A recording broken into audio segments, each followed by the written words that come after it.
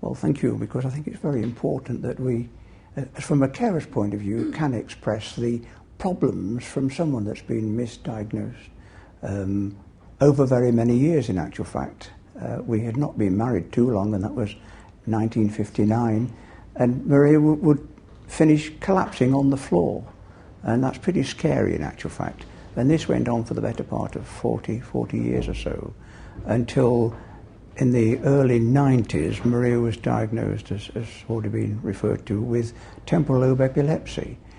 And I couldn't make sense out of that, because no one took any notice of low blood pressure, and yet the low blood pressure was evident every time Maria collapsed.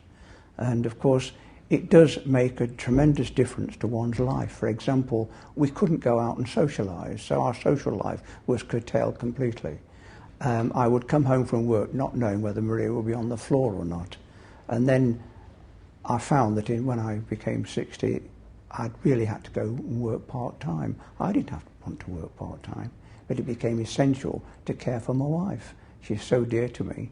And of course, it was only until we got in touch with Mr. Kirkpatrick and said, look, it's your heart that's stopping.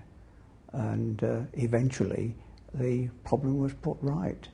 And hopefully now we can look forward to a few years of happiness and a normal life.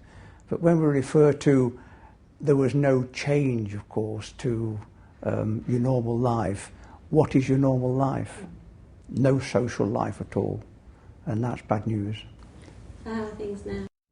Greatly improved. We're still very tired, we still suffer from a bit of depression, but that's improving greatly.